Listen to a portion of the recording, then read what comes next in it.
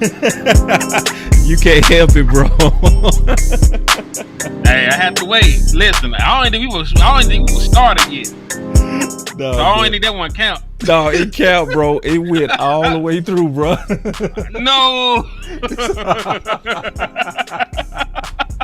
It's all good though, bro.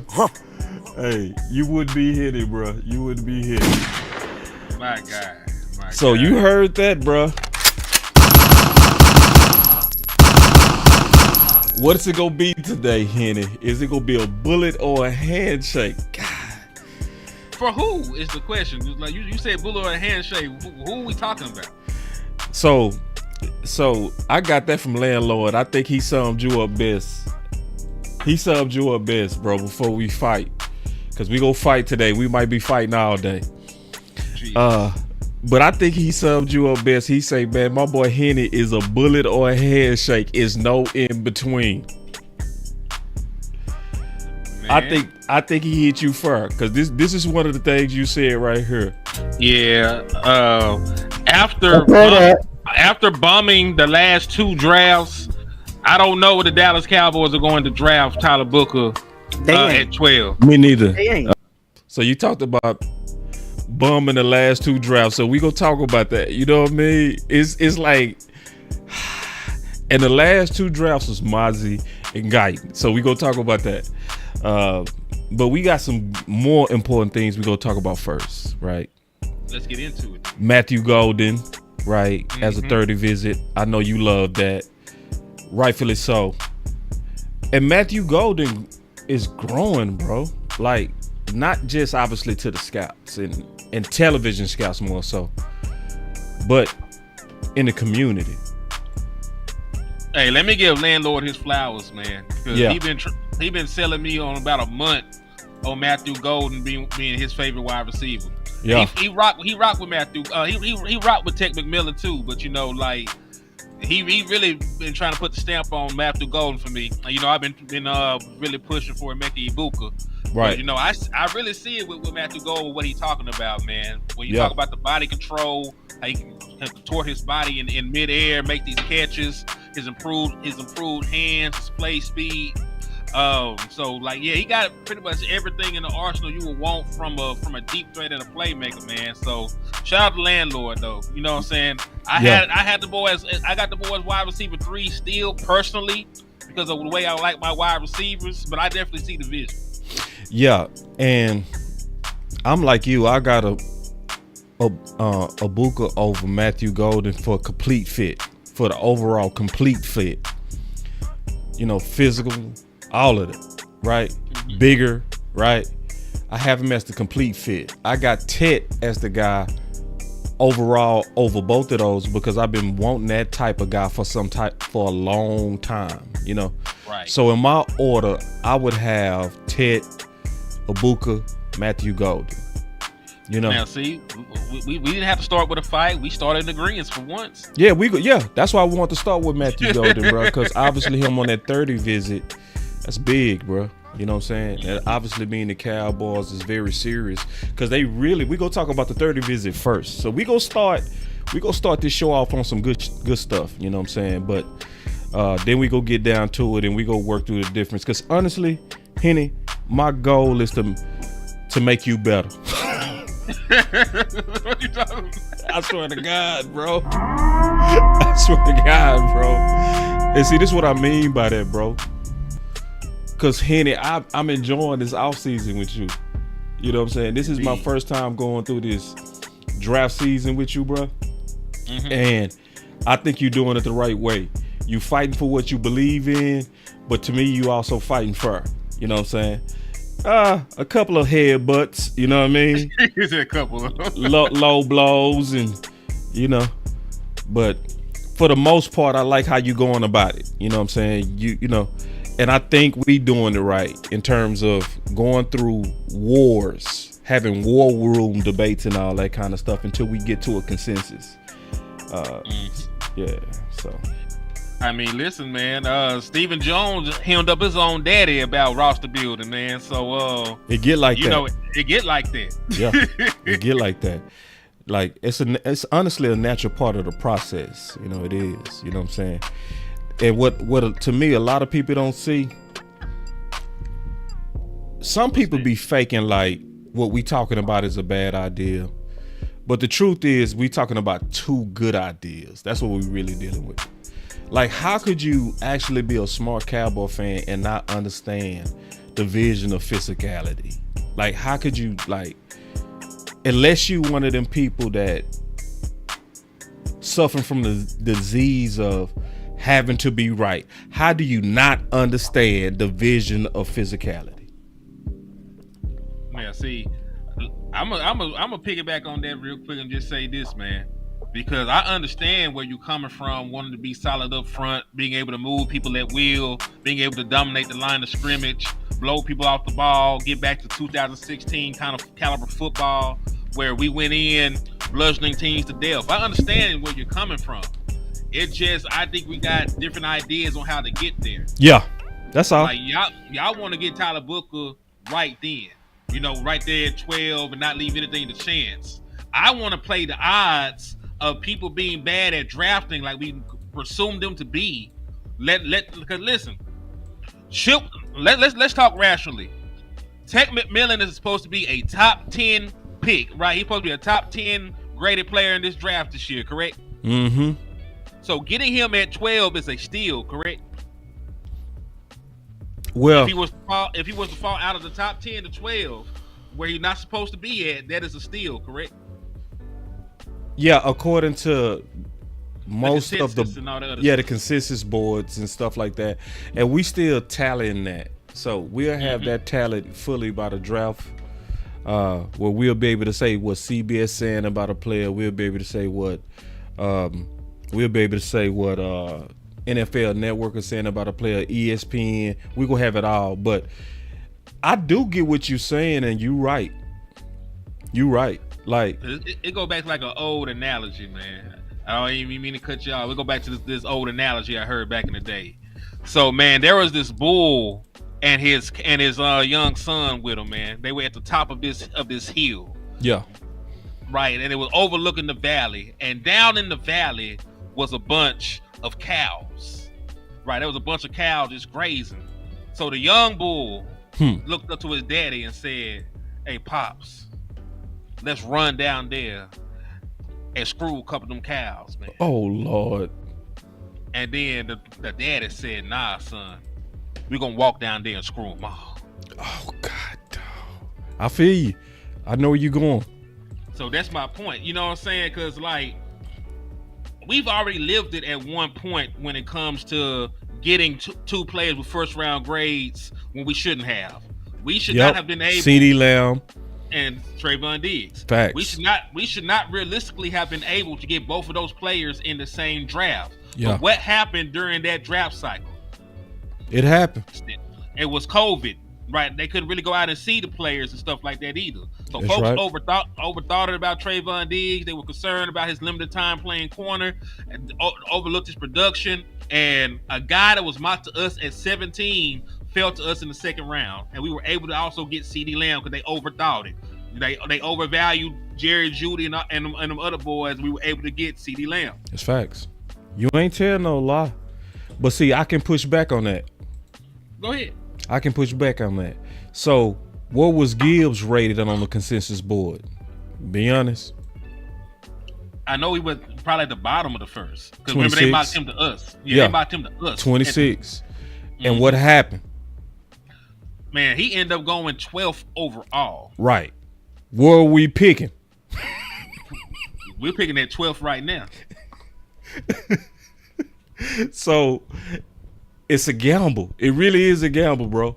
Now, I like what you said, but you're not wrong, though. You are right. They are overthinking this.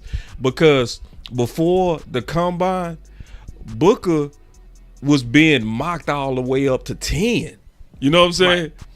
Which means 10, for people 13, who don't understand, I gotta that means his film is 10. The way that he measured is making them stat nerd. Yeah, they're like, oh shit. And listen, yeah. And Landlord really did put this into perspective. There are people that finna put millions and millions of dollars behind Tyler Booker. They're putting their good name on the line and everything else. So when stuff like that come back, they do get some pause. Yeah. Especially with the position that he plays. Right. You know what I'm saying? Right. Like he already plays a position that they sort of scrutinize. They don't really show a lot of love to guards like that. No. In comparison to tackles. Mm-hmm. Especially guards that have limited position flex. Mm-hmm. Matter of fact, like the guys that were highly touted guards, like Tyler Smith, he came in as a tackle and we converted him to a guard. That's what they think they're gonna do to a lot of these other people right here. So a lot of the people they looking at as guards right now in the first round aren't even playing guard right now. They playing tackle in the NCAA level. Hey, they say I'm live on Law Channel, man. Let me turn it off. Actually, they had the homie on. I just turned them off. My bad, Law. He said, Henny, wow. Man, y'all heard that story before, man. About the Bulls. Nah, I ain't never heard that old Arkansas story, bro. Man. You from Arkansas? I am from Arkansas. I'm from El Dorado, Arkansas, 870. Yeah, country boy. Gotcha. But I didn't know we was gonna start off with this subject, but I do want to say that it's a possibility that what you said could happen though. And to be honest, based on the 30 visits, I think that's what's gonna happen. I think we would easily go Tet first if he there, and then if Booker there, we not passing on him, and it could happen. It's too much value because remember, because we're gonna touch on this later. Yeah. I don't like the way that we handle our second round picks either. Yeah, like outside of like a Trayvon Diggs who had a first round grade anyway. These other guys have all been projects. They all been some people you ain't heard of or something crazy.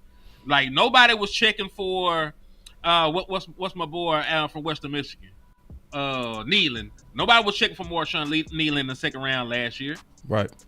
You know what I'm saying? Nobody was really checking for Tristan Hill when we had all those 5 safeties on the board at the time we went and made that pick. Nobody was. Like people really didn't want Kelvin Joseph, Asante, like people talk about Asante Samuel Jr., Nick Bolden, like those were other people in that area that people were more familiar with it at the time.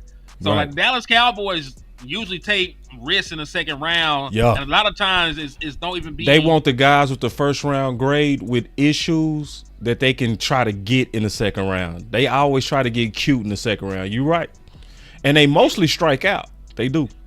For a large part, man, I had made a post on my Twitter.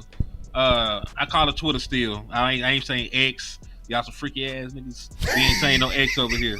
So yeah, man. I had made a post on my X, and I was just asking people like, what did you really think about our second round picks throughout the years, man? Like, how many of these people, to your standards, it ain't got to be universal. This is how you feel about it. Yeah. How many of them guys actually panned out? Yeah. And I got a whole bunch of 1s and 2s when people went through the names. Yeah. We started with Jalen Smith, and we just started with the Dak Prescott era. Yeah. Jalen Smith, he had a couple good years. Currently outside of the league, I know a lot of people. I like Jalen Smith, but I know a lot of people had a problem with Jalen. Yeah, they were tripping, bro. It was a lot of tripping on Jalen. Unnecessary. Unnecessary, right? Who was 2017? Can you remember who the 2017 second round pick was? 2017. All right. So, boy, you testing me. Don't worry about it. Cheetah Bay Woozie. Yeah, okay. He was okay, but like his best years were not with Dallas. No, that's solid. That's solid. Connor Williams. Not so much. Starter, but best years were in Miami. That's Tristan true. Hill, it was a hell no. Like we got nothing from Tristan Hill that we wanted from Tristan Hill. And then the way they hyped Tristan Hill also messed it up. See, there you go. And see, that's what we go. I'm gonna try to fix that tonight. That bullet shit. See, you do a lot. Man, you can shoot holes in boy, bro. See, and I'm gonna tell you why, bro. Because Henny, I'm gonna tell you, if you listen to me, you gonna be better. Because I see one kink in your armor. It's just one. If you fix this, you're going to be almost perfect as a content creator, bro. You know what you don't do, bro? What's that? You don't let balls develop. I mean, he did develop into absolutely nothing. We gonna talk. See that we gonna talk about this when we get into that fight. We will go fight today. All right. So I'm just saying, bro. Listen, if he had eventually became a good player in Dallas, there would be nothing crazy said out of my mouth. Like, I understand people do take time. The position he plays takes time. But that experiment is long gone. He's not even in the NFL anymore, boss. Yeah, but it's still a kink in your armor. But we gonna talk about that. And I'm gonna tighten you up. I'm gonna make sure you better today, bro. Oh Lord! I promise I'm gonna make sure you better today. I want to talk about these 30 visits, bro. Let's talk about it. So, I was talking to my brother Amp today, and Amp has been going crazy, right? So he done hurt himself. So he been missing work. But you know what he been doing since he been missing work? You know what he doing? Film, draft work, draft analysis. He going absolutely crazy. See, he the one that already put together the consensus board on Booker. And Booker right now on the consensus board is around 26. You know what I'm saying? Got you. So, so he did some more research today. He went back 3 years and looked at all the 30 visits. Guess what he found? They don't really draft the 30 visits as much. Nah, that actually 40% of those 30 visits we actually got on this roster. Oh, so 40% of them. 40% in the last. That's a lot, bro. So when you look at this list and then try to imagine 40% of that, you see what I'm saying? Ooh, wee, damn. You know what I'm saying? See, that threw me off because I know we didn't draft anybody from our at 23 last year. Yeah. So that really threw me off because I thought you were going to say that, but no, that's actually good. Exactly. It's a 530 class. Right. And this is a 530 class. You know what I'm saying? Now, I ain't double checked my boy work. He did manual math on it. You know what I'm saying? But that's, I'm just giving y'all what my boy told me. But still, let's say if he off, let's throw it off by 10. You know what I'm saying? If he even off by 30% is crazy. So when you look at 30% and then look at the 30 visits, ooh, wait. Man, boss, I see one that's very interesting to me that we ain't really talked about. Who? Because they've been really high on the Jonah kid out of Arizona. Like for real, because that's something I noticed. His name has come up a lot. Right. Yeah. Do you know anything about this kid? Listen, when I look at Arizona, I'm not looking at the offensive line. I'm not gonna hold you. I only have looked at Ted from Arizona. I know the quarterback ain't worth a quarter. It's been about a month since I looked at guard, to be honest with you. So I would have to go back and look at my notes. So no, I don't have nothing fresh off top on Jonah. I should have looked at Jonah or looked at my notes before we started the show, because he got some great measurements though. Yeah, his measurements look good, and you know how we big on RAS scores, especially and I did notice something as a trend on those RAS scores because Amp been looking at that. Amp been going crazy lately. You know what Amp found? What for interior player RAS score doesn't actually correlate. That's mostly for skill position players. Yep. And that the Dallas Cowboys will get you with a low RAS score. He found that. Amp. He looked at the history of the people we acquired to play offensive line and defensive, line. And they will get you. That tells me that they put more emphasis on film for the trenches, which is good. That makes sense. We already just spoke on how RAS score does not really correlate for interior players on either side of the ball. Facts. So it doesn't really play a factor into it. Right. But see, let's kind of go through this and look at some observations. We'll talk through it before we fight.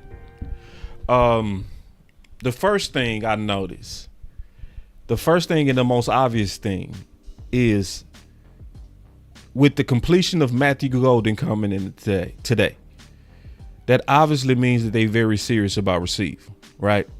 Because now you done brought in all the top receivers. You brought in Ted, Abuka, Luther Burton, and now you done brought in Matthew Golden. And that's another trend of those 30 visits. What they look at the most, they will draft. You know what I'm saying? For people that look at the trend of what we do, if what they bring in the most, they go draft it. Hey, I was also gonna say that's not even counting the guys that came in for Dallas Day. Andrew Armstrong, wide receiver. I think Jack Betts, Savion Williams. They brought in a bunch of wide receivers. Yeah. What they look at the most, they go draft. So that tell you, especially they brought in all the guys that's numbered like the first round guys, the first round names. That's clear. You know what I'm saying? So that's saying what they go do. You know what I'm saying? That's pretty much saying likely what their first pick go be. If the board is not vacant, yes. I can see it. And listen, I want us to also understand that the NFL is a business. You know, that's why they had an entire rollout for the Morvian Overzone's jersey change. It's a business. Mm-hmm. Like they gotta bring in views, they gotta bring in revenue, they gotta bring in hype. Nothing sells in the NFL like a wide receiver jersey, especially a top prospect fresh out the draft. Yeah. Like CeeDee Lamb jersey went platinum. Perfectly said, bro. And see, it's also, let me piggyback on what you just said.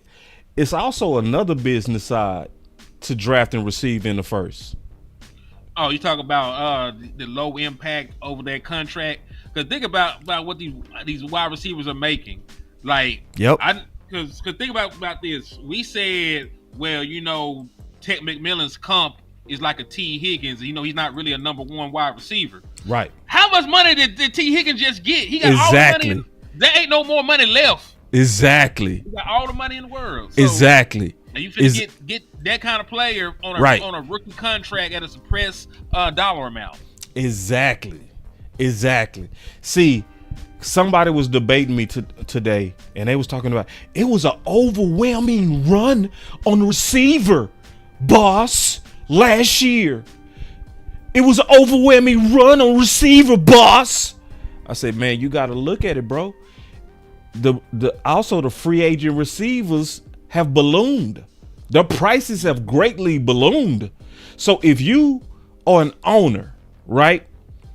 I want to try to get a receiver in the first round so I can have 5 years of that player's rights. That also is going to give me 5 years of cap ease. You know what I'm saying? So that's where you and Henny put holes out in my argument of receiver at 44. There was 10 taken last year, right? Before the 37th pick, not even 44. Within the first 37 picks, there were 10 wide receivers off the board. And if something similar happening in this draft, it's gonna happen again. Which is a weaker wide receiver class. They gonna still draft him. Yeah, but that's gonna put even more emphasis on it. Yep. I'm just saying, by the time if 10 wide receivers come off the board, and we come up the pick at 44, we might as well skip it. That's right. It's gonna be that bad. It's gonna be that bad. It's gonna be. You might as well say Tolbert coming back or trade. If you get to 44, it's over. Can you say that again? We might have been talking too fast, bro. Yeah, if you wait till 44 to draft a wide receiver, it is over with. Right? 10 wide receivers were taken before pick 37 last year. Whew. Right? And that was a much better wide receiver class with more depth than this one. That's right. So if the top 10 wide receivers from this draft class is gone, you might as well pick up the phone and see what Miami wants for Tyreek Hill at this point. That's right. You might as well just trade away some assets, trade away the pick, right? Because it's over with. It's over with. Yeah. Matter of fact, boss, do you have your top 10 wide receivers in this draft? Do you have it anywhere? I haven't ranked out my receivers yet, but I can pull up the receivers and we can talk through it. Yeah, let's look at the consensus. Yeah, let's do it. Give me 1 second to pull it up. All right, let's do that. Yeah, man. This gonna be a good exercise. I think Man, y'all clap it up for visualization Henny, man, and Landlord, bro. Real talk. Them boys, that was some good work y'all did. I appreciate it. That's why I said I'm enjoying the draft with y'all, man. I mean that, bro.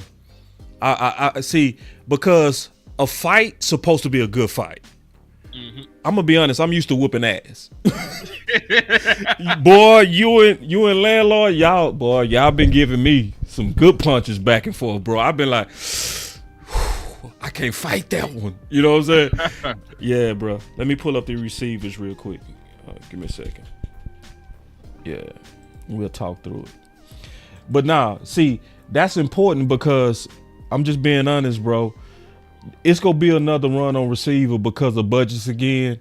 That also means this, and we ain't talk about this yet. We can't get too cute if we move down. Yeah, you can't move too far back. You gonna lose your receivers if you get too cute, bro. Real talk. You got like a 3 spot. I say 4.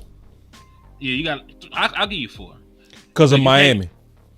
Yeah, just because of Miami. Because they gonna take a tackle or a guard. Right. Because they just lost Terry. They gonna probably take Booker. Watch. What you think they'll do? Because who they starting left tackle right now? I didn't look at that right tackle, but we gonna know by draft day. We gonna have every team covered perfectly. I promise you. Yeah, and speak of that, y'all make sure y'all come watch us with DC Universe, man. DC Universe is gonna be hosting the draft show day 1, 2, and 3. So it's gonna be a super panel. You know what I'm saying? It's gonna be a super panel, and it's gonna be full of super smart people. You know what I mean? And it's gonna be super informative. We are not gonna let you down. This is gonna be the best people in the Dallas Cowboy content creator space. It's gonna be like 9 or 10 of us a day. You know what I'm saying? Going crazy. Yeah, and then Lou said they tackle retired, so that's why Henny was saying they gonna get a tackle or guard. Yeah. That's why he was saying they gonna get a tackle or guard. So I got the receiver list up, bro. All right, let's look at it.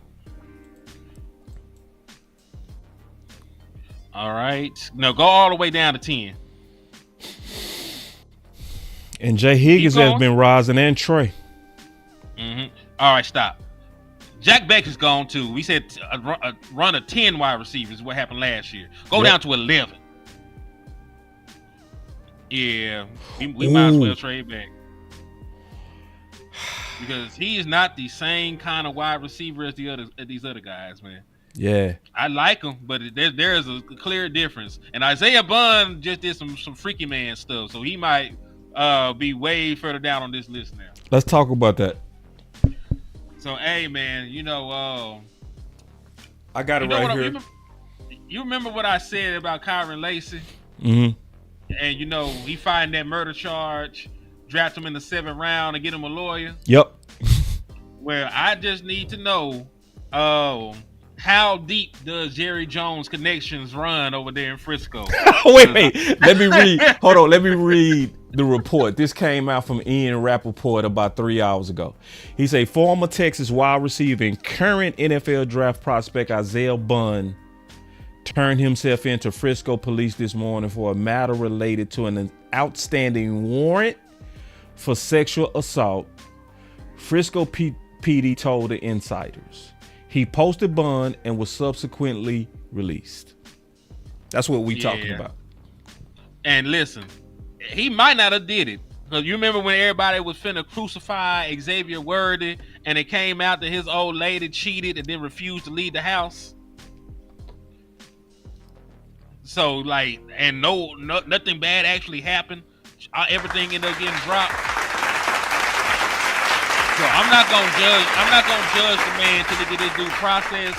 You should always be considered innocent until proven guilty. Facts. So he's an innocent man with facing allegations right now until the story completely comes out. That's right. However, we also know that people, like we just mentioned, they have their jobs on the line, their livelihood. They're going to be investing millions of dollars into you.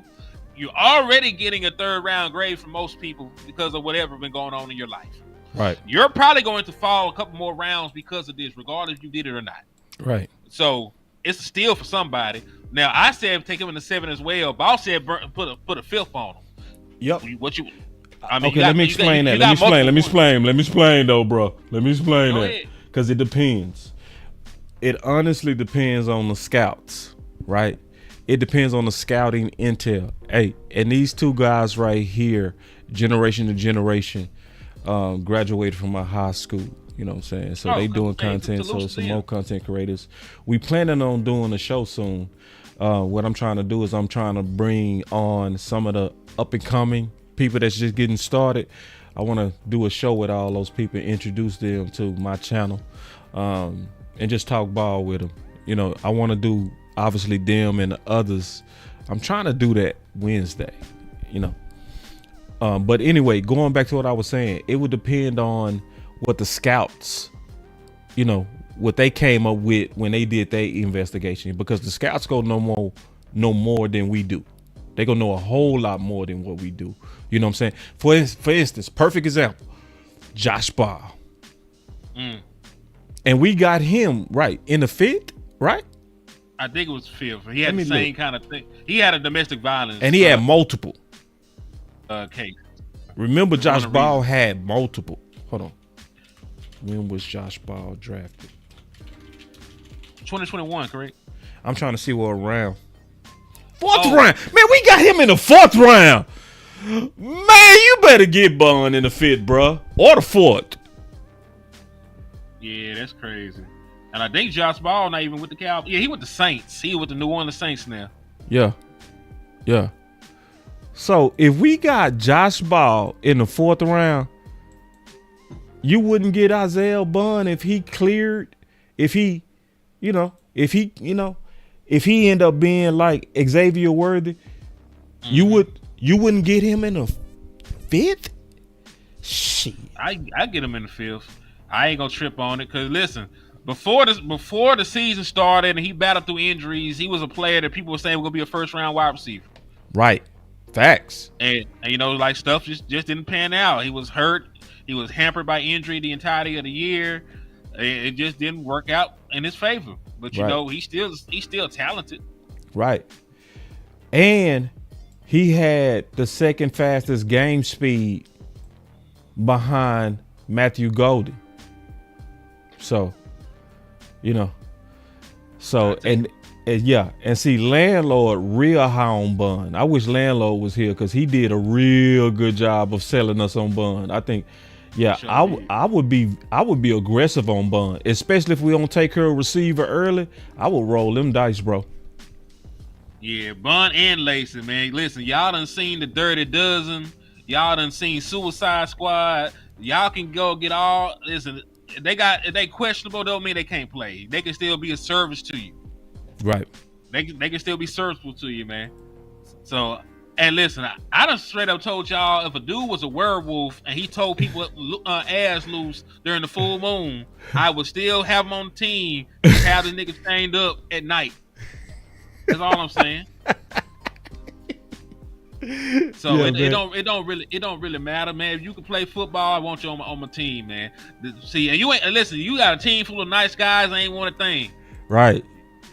Do you want to win? Or do you want to have morality? Ooh, both. Shit, hey, you better ask the Chiefs. Talk to me. Everybody over there in the Chiefs got something going on, man. Hey, Rasheed Rice up here racing cars and crashing cars. I know Xavier Worthy got exonerated, but that happened. Kareem Hunt out here knocking women out in the hallway. Tyreek Hill had a laundry list of things going on. The reason they were even able to get Travis Kelce is because he had some shit. Had some stuff going on with some drugs in college. Was a little herb. So like, man, they don't draft choir boys over there. Yeah. Hey. And then Andy Reid's son. 50,000 DUIs.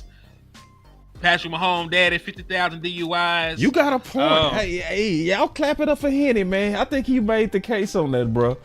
I think you made the case on that. Choir boys. You need a dog, man. Like, listen, you don't want a choir boy with you in the trenches and you in the foxhole, man. Bombs going off. Nah, you want somebody ain't scared to shoot something. All right. So, man, let's go ahead and get in what we came here for, bro. Yeah. After bombing the last 2 drafts, I don't know what the Dallas Cowboys are going to draft Tyler Booker at 12. Me neither. They ain't. So we gotta fight, bro. Do we? Yeah, we gotta fight. So all this nice stuff for. Alright. It was fun while it lasted. Yeah, Let's it was get good. Yeah, all that good. You know, you still my dog, but Indeed. I think Landlord sums you up right, bro. I think you don't have no gray. You black, you white. You have no gray, Henny. If I'm being your honest homie, I would tell you go be way better when you start looking at certain players that need to develop. Because you said we bombed the last 2 picks. Explain how we bombed Mazi. Well, I actually said we bummed the last 2 drafts in totality. But right? you were saying in the first round. That's why you said Booker. Oh, I can damn sure go through like pick for pick and show how the entirety of the draft. But I'll start with the first round and work my way down. Let's start with them since I have them in the presentation. So Mazi Smith, he's been a good football player to you? Yes. Boss, don't do this shit. Don't do this, boss. That's what we're here to do. We're here to fight, bro. So you asked me a question. What is he good at? What has he done? What is he good at, boss? Okay. Walk me through it like I'm 2. Okay.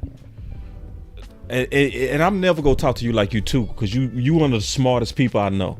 I'm gonna talk to you like your age because you're super smart. I just think you got a kink in your armor. So I think your passion for the Cowboys hurts your patience, bro. You know what I'm saying? Because certain positions, it's already understood with me that they gonna have to develop and it's gonna be some growing pains. You know what I'm saying? So I more so expect you to be trending in the right direction up into year 3. So nothing that happened with Mazi surprised me except the reports of him having a mental issue. But the track of how he's developing is very normal to me. Because, you know, and I feel very hopeful about Mazi because of what he went through last year and overcame. So he lost 30 pounds as a rookie. They threw too much of a goofy ass vision on him as a rookie. They tried to make him a pass rush in 1 tech and mix that up with 3 tech, which was goofy as hell. You know, he wasn't allowed to 2 gap and do all the things he was doing at Michigan. So then he had his shoulder separated because he's playing undersized. So then year 2, you ask Mazi to gain the weight back after having a surgery on his shoulder. You throw him out there, which I say he struggled the first 3 games. But after that, Mazi was solid. Like very solid. So the magic number for him is year 3. And I'm gonna tell you who I really feel like we getting ready to see with Mazi. I think he's gonna be a pain. I think he's gonna be pain, bro. I think like the run pain. Yeah, I see him as the run pain. Cause this year I think Mazi go shock people, bro. And I ain't talk to you like you was 2, but I'm explaining why I really feel like you a little bit too hard on him. No, real talk. You know why I don't feel like I'm too hard on him? Because it's your damn job. It is your job. Hold on. I'm listening. I let you do it. You didn't interrupt me. You right. To take your ass to work, practice your craft, and become better. So listen, you can say he's improved, but he has. But listen, 1 is more than 0. You got next to nothing from Mazi Smith his rookie year. I understand there were mitigating circumstances that led to him not living up to what he's done, what he was supposed to be. Right. But even this year, your job is to stop the run. You were one of the worst run defenses in the National Football League, and your according to who? Dog, according to the stats, the amount of rushing yards you give up. That's what it's according to. You're one of the worst rushing defenses in the National Football League. I ain't see that, bro. Oh, you want me to show you? Okay. Don't worry, I'll pull it up real quick. Nah. Oh, if you pull up some grades, bro. I ain't pulling up grades. I said about our rushing defense. I thought the Dallas Cowboys rushing defense in totality. You gonna put that on just one dude? Dog, it's his job. What is it not his job to? But he was a rotational player. You gonna put the whole rushing defense on him? Dog. What did the film say about him? Hold on. What did the film say, what did it say, Henny? That he barely plays? That's what it fucking says. That he barely plays? that your first round pick is a bench warmer? Talk about what the film say. That he I'm asking you, what did the damn film say? All right, you want me to? All right, I'm asking you a question. What did you see based on how did he play? I ain't trying to hear no hood stat nerd shit. I'm trying to hear, what did your eyes see? He's still slow off the ball. You damn lie. You a damn lie. Mazi has definitely got better at that. That's what I mean by bullet or handshake. It's always just crazy with you, bruh. He's still slow off the ball. That's not true, bruh. He is way better off the ball, man. No, hell no. Fuck no. Let me see. I'm gonna pull up this film now. You gonna make me pull up this damn film, bro. You know that man still standing there looking like he don't know what the hell. Cause that's the only way to shut you up, bro. I gotta get this film, bro. No, I ain't gonna do it cause I ain't gonna get paid. I don't want to do it cause I ain't gonna get paid. We gonna have to do another one. We gonna do this show again with the film, bro. On this one, I want to get paid on this show. We gonna do one where I don't get paid and you don't get paid. Cause let me tell y'all something. When we show the all 22. We don't get that bag. You know what I'm saying? I don't get paid no way. We are still under a RICO. Nah, I'm trying to get my bag, bro. I ain't trying to play with this one on this one. But hey, we gonna set up another one, bro. And listen, y'all. What did he say? Listen, what did he say? Did he say Mazi was slow off the ball? Slow as a hoe. I'm gonna triple down there. That man ain't moving out that damn break like that, man. Y'all gotta calm down. He said, "Hey, Chip, don't let boss puck you, man. There ain't no way I can puck that dude, man. That dude always stand on his, bro. Like he the only dude I talk shit to, bro. Literally, I don't talk shit to nobody else but Henny. That's my dog. Mazi slew-footed. Oh, see, hey, chat, y'all see how he moved? I'm gonna ask a question. Listen, y'all, tell the truth. Did Landlord tell the truth on this dude? He say he is a bullet or a handshake. What is he doing right now? All bullets. It's no handshakes, bro. You need to learn to live in a gray, dog. There's no gray area. Then I might consider it. He has not been a good football player. Oh, you said he's shit? He ain't shit right now. Damn, bro. Listen. Did I say he ain't never gonna be shit? No, I said he ain't shit right now. And he ain't been shit the last 2 years. And I'm okay with that. I understand that it takes time. But don't tell me about Mazi Smith. I draft and I move like Mazi Smith is not on my team. Oh my God, bro. Are you out your goddamn mind? Nope. Because I need somebody to stop the run right now. If he ain't gonna do it this year, he gotta get the run. Oh, you see this guy? See this guy? Number one bullshit guy. He do the wee woo. That's real wrong. Talk. It's all fake news. It's phony stuff.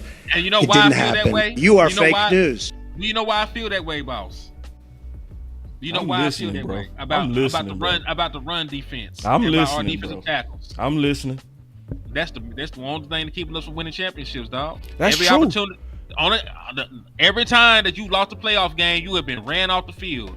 You gave up 297 fucking yards to the Rams. You gave up over 170 to the 49ers. You back go and gave up another 110 yards to them the next time. You gave up 150 something yards to the Green Bay Packers. You get ran off the field every time you lose a playoff game. So I'm sorry, boss, that I'm very up my run defense and my defensive tackles. Yeah. But that's what I need. I need a run stopper. I agree. Mazi Smith was sold to us as the run stopper. And guess what? Maybe it shouldn't have been the move because we have a championship window. At least we had one, and it's not lining up with the development of Mazi Smith. So I'm sorry, but I need more than what Mazi Smith is giving me right now. So he either gonna stop the run, I can find somebody else to do. You can't handle the truth. Let me tell you where you messed up, bro. What's up?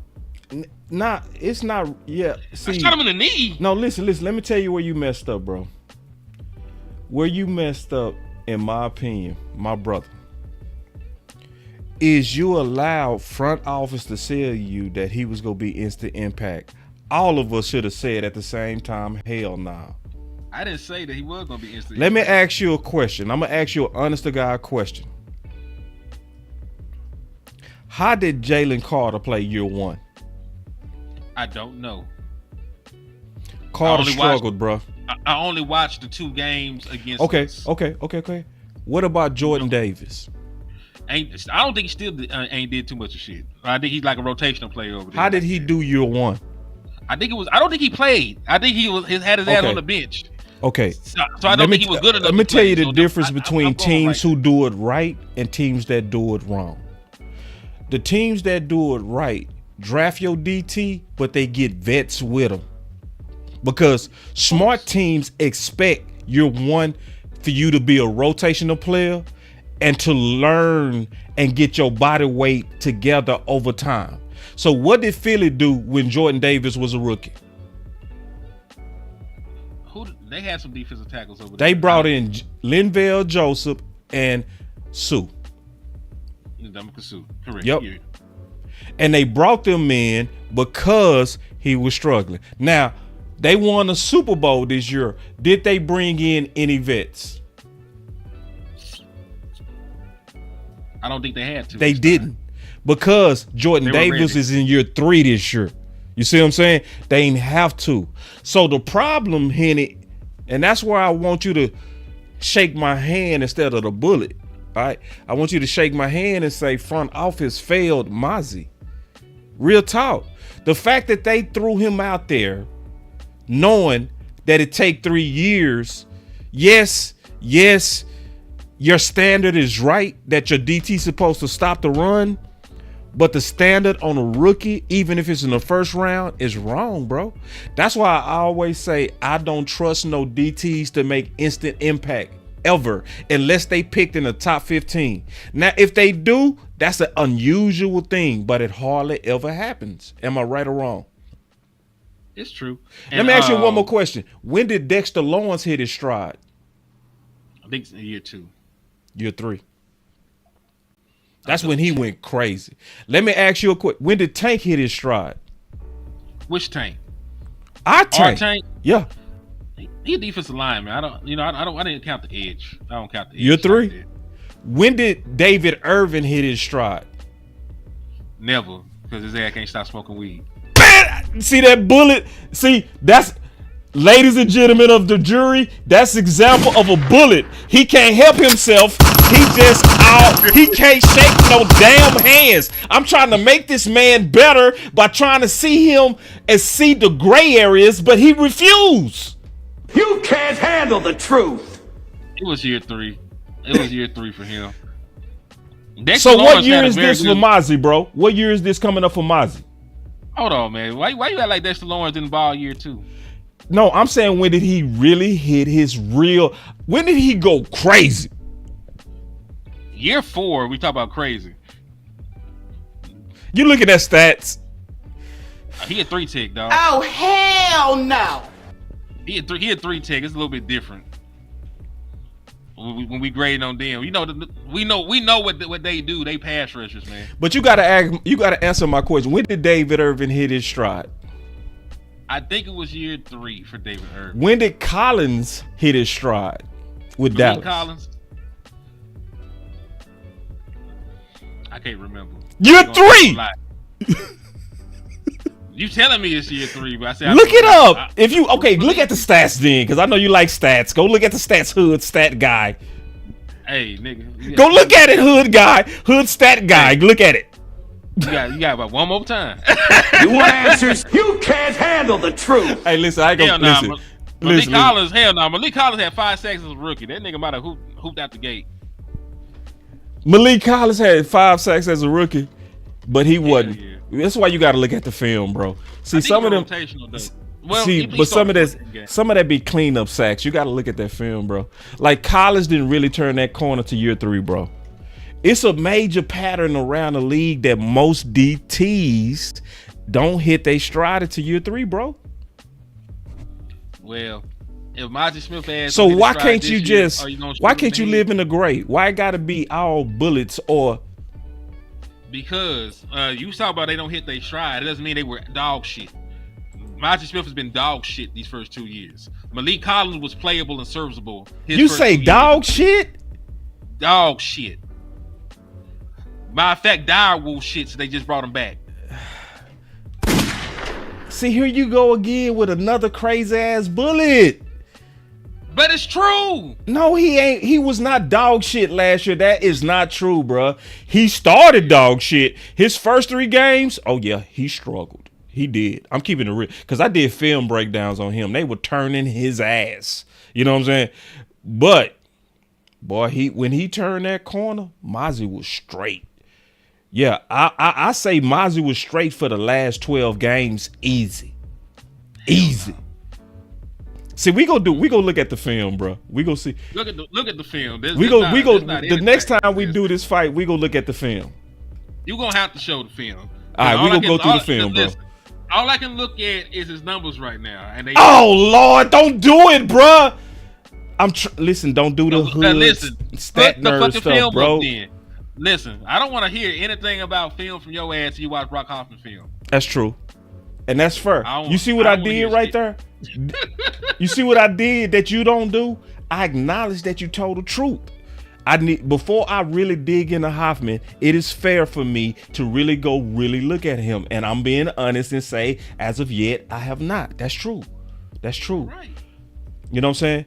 What I've done, which I've always say you shouldn't do, is I brought on all the best in our space, Vach, the OC, and Lou, who all said the exact same things on Hoffman, that he is a backup. And he's a very good backup. But I didn't go look at that for myself, which I should. But at the same time, come on now, let's keep it real now. Shouldn't people that played the position or coached the position and currently training in the position, because the OC is now an NFL trainer. So we talking about NFL trainers, coaches, players of the offensive line, all saying Hoffman is a backup. And then I ain't supposed to at least consider them as creditable. No, you can consider them what you want to consider them, but you got to lay your eyes on it for yourself. That's true. Might not have the same I can't fight you on that, bro. I disagree with professionals daily. Yeah, you right. Sometimes I be right. Hey, Henny, guess what I'm finna do with you right now? I'm finna shake your hand. You know why? Because you told the truth. And I know how to live in the gray. You got to learn how to live in the gray, bro. Listen, you was right on that. I'm going to shake your hand on that. I'm not going to shoot you with a bullet. You right. I have to go look for myself. So then Cinema Recap says, so boss, what's your projection on Mazi? I'm going to say it again. I see him as Payne. If he not playing like Payne in year 3, I will publicly come on here and say I was wrong. Man, would you, if he play like Payne, would you say you was wrong? Hell yeah. Okay. Because all I want is man to produce. I don't have anything personal against Mazi Smith. I don't know this man. I don't know this man at all. But I'm just telling you, I'm very critical on defensive tackle play. Okay. He don't play good. He ain't played well to me. Gotcha. That's it. You know, okay. That's it. All right. We got us a super chat. All right. Hold on, man. I appreciate super chats. I love y'all when y'all come in with these super chats. Angie. Double up. Money a color up. Let's go. Color. Boss Land. Super chats.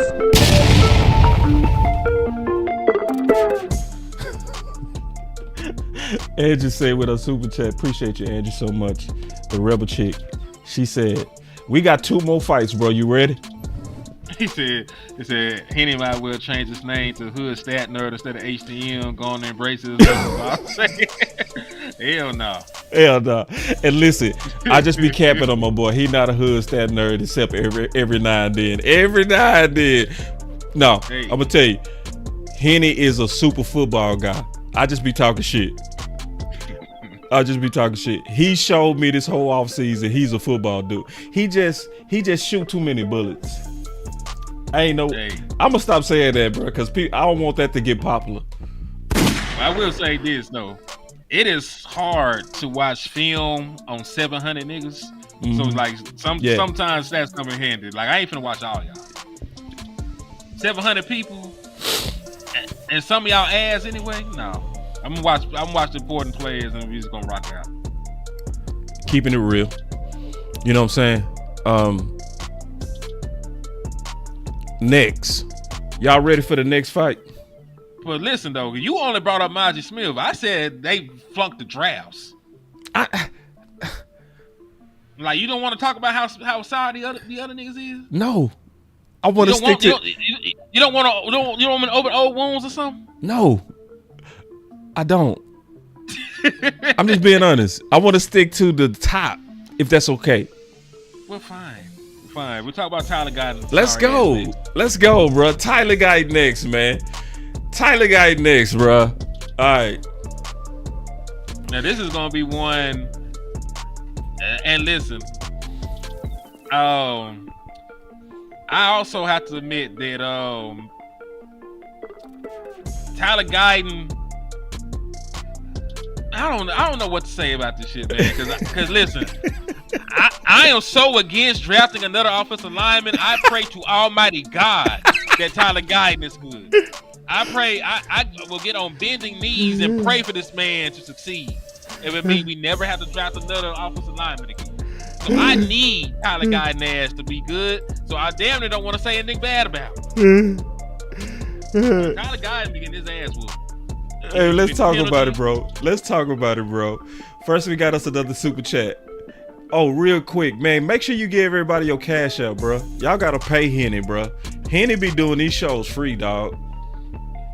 Yeah, this is for the love of the game at this point. But let me put my cash up in here, though, man. Yeah, put your cash up in there, bro. And then, put my cash up in here. Yeah, put your cash up in there, bro. Because you still under that RICO. Can you explain that before we get into it? Yeah, man. So something happened. Me and Landlord are demonetized on YouTube. We don't get ad revenue. We can't get super chats, super stickers. They took our memberships. Like, it's hard, man. It's hard right now. Angie said she got me. She a real one. I love Angie, man. Oh, I love Angie. She's so real, bro. For real. I appreciate it. Because he do a good work, y'all. Listen, and Henny going hard from beginning to end, bro. He killed it on the 30 visit conversation. He super killed it on Matthew Golden, Ted. They whooped my ass when it come down pick and receive at 44. I'm just being honest. Him and Landlord won that debate. I took an L. I'm just gonna be honest. I lost that. I did. So I just love the work my boy do. He does great work, man. Y'all gotta support Henny, man. Just keeping it real. You gotta support a dude that's putting in that work. Hey, I got it, Andrew. Appreciate you for the cash app. Appreciate you. He said, keep doing your thing, and I sure will. I appreciate you. And then Darius said, thank you, brothers. Normally the offseason is boring, but this year y'all turned up. Great work. Yeah, man. And you know why? Because these fights are real. These are not no rehearsed fights. These are fights to where, honestly, we trying to talk it out. We just do it in the public. You know what I'm saying? That's what's really going on. This is the type of stuff we would do on the phone. You know what I'm saying? Real talk. This is but we just said, nah, we ain't gonna talk about it. We gonna just talk about it live. You know what I'm saying? Because I told Henny, I said I got some issues, I disagree with it, but we gonna talk about it on the show. He was like, cool. You know what I'm saying? So a lot of times y'all don't even know where these fights gonna come from, but they real. They real. Mm-hmm. You know what I'm saying? So real quick, let's go back to Tyler Guyton, and thank you, Angie. And thank you for everybody that's with these super chats. Salute to It's Too Easy too for the cash app, man. I appreciate you, my brother. Yeah. Thank y'all, man. Blake Hart, appreciate you. Yeah. Big time in the house. Appreciate all the content creators in the house. All right, let's go back to Tyler Guyton. I want you to finish what you were saying. You were saying you was praying to God. Listen, I'm praying to Almighty God that Tyler Guyton pans out. Yeah. Because, man, and listen, I actually have sympathy for Tyler Guyton because he unlike Mazi Smith, he is actually playing a position he has never played before. This man was not a left tackle in college, and they try to hype up. Well, his quarterback left-handed, he still protect the blind side, so it's just damn near the same. No, the hell it ain't, nigga. I get tired of projects, man. Like, I get tired of projects. Yeah. It works sometimes, right? But other times it don't, right? Yeah. Nobody told the Dallas Cowboys to move Byron Jones from cornerback to safety. That's right. That shit that hurt that man's career. We don't know what Byron Jones could have been. Good point. Good point. So you know, man, like, I get tired of that, dog. And that's real. Listen, I would say a couple more nice things about him before I get into my issues. Shout out to Kendrick Thomas, man, for the CashApp. Man, y'all blessing my dog. That's what I'm talking about. Clap it up for the executives, man. That's what I'm talking about, man. Y'all throwing some money in my dog account. That's what I'm talking about, man. These boys showing up. That's what I'm talking about, man. That's what I'm talking about. I love it. That's love right there. That's love, bro. Man. So yeah, man. So for Tyler Guyton, we knew with Tyler Guyton it was going to be hard to start with. And honestly, boss, the way that y'all dog my boy Brock Hoffman is how y'all really need to dog Tyler Guyton. The only reason Tyler Guyton is getting any grades is because he's a rookie.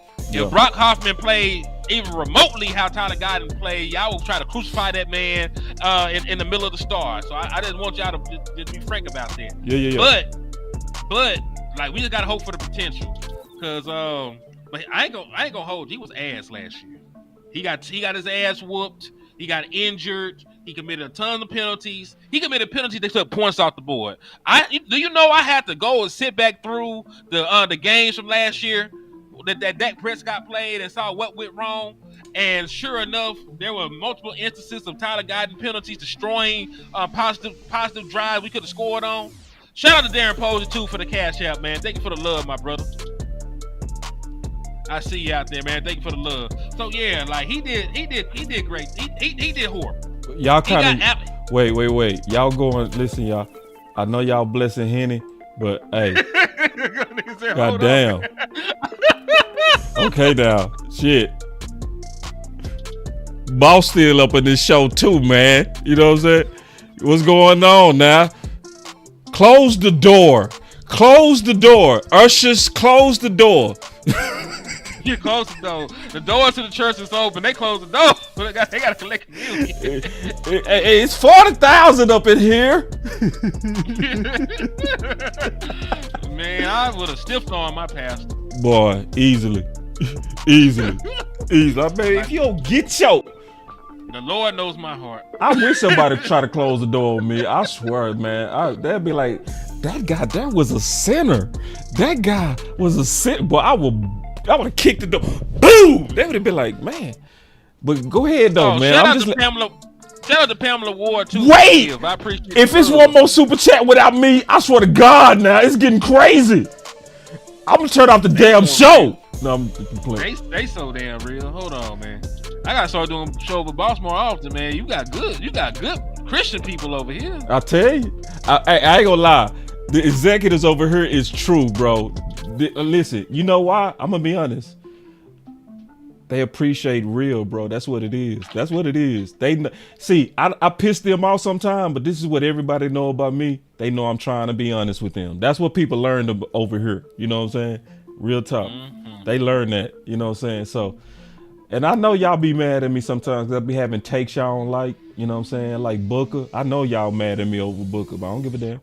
I feel like it's best for the team, so shit. If it piss you off, man, I ain't trying to. I'm just trying to win. But go ahead, man. I'm letting you bury yourself. Keep going. I'm letting you bury. Oh, wait. They done came through. Wait, listen. I closed the door and it worked. I'm going to start doing what Pastor Sapp did. Hey, close the door. Thank you, Sadiqua. Thank you. She said, boss, I'm opening this door. He said, you got shit to do. Yeah, let's go. Thank you, Sadiqa Charles. Hey, we signed Sadiqa too, man. That's what I'm talking about. Shout out to Sadiqa. Let's go. But I'm letting you bury yourself. Keep talking. It's not a bury. I know we got to develop. Listen, I told you I don't want to draft the offensive lineman ever again. So I pray. Jesus, that's another bullet, Henny. I said I don't want to draft one ever again. That's all. I want him to play well. I need him to play well, boss.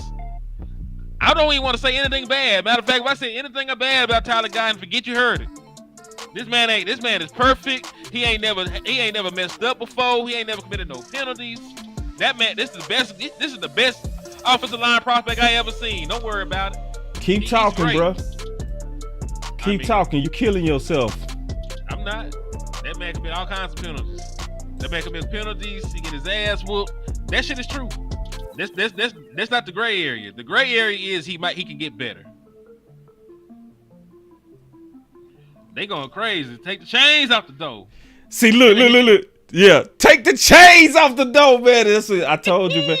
Hey, boss was starting to feel like y'all ain't love him. Now I'm starting to see y'all love boss. Look, I got another much love, boss. I got another. Yeah, man. I appreciate you, Turk. I appreciate. I was like, hey, man, do y'all love Hood Henny? I ain't gonna call him Hood Nerd ever again, cause y'all. That's my boy. Listen, I don't want y'all to ever run with that. I just be talking shit. Then But now you killing yourself, man. You doing a good job of killing yourself. Keep talking. Listen, that's all I got to say about the man. I want to hear your rebuttal because I didn't say he was never going to be shit. I just said he wasn't great last year. You ready? You ready? Yeah, go ahead. All right, so it's time for me to fight you now. Oh, man. Really and listen, hold on. We got us another one. Close the door, man. I love the love. That's what I'm talking about, man. It's straight love up in here, man. That's what I'm talking about. Close the door, man. That's what I'm talking. And we got another from Cowboy Politics. Yeah, close the door on these motherfuckers. You hear me? Let's get it, then. Man, let's get it, man. I appreciate it, man. Let's go. Listen. And it's with our Landlord. And see, Landlord, with Landlord here, it would have made it a lot better, man, because you know how it is. With us three together, it's crazy. All right, this is where you messed up, bro. You ready? Yeah. This is where you messed up, bro. Because I never said a man ain't going to be shit. No, I'm going to tell you where you messed up. You did a show with somebody. His name was Boss Cowboy.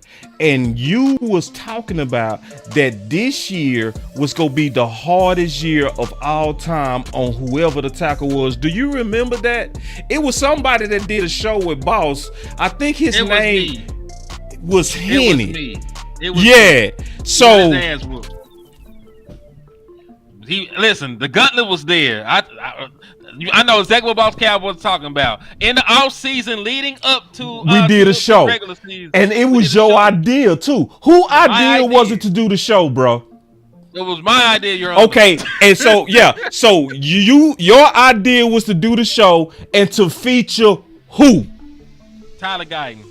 No, you wanted to feature the gauntlets of defensive ends he was getting ready to face. Yeah. You did. You called me before the season started, didn't you?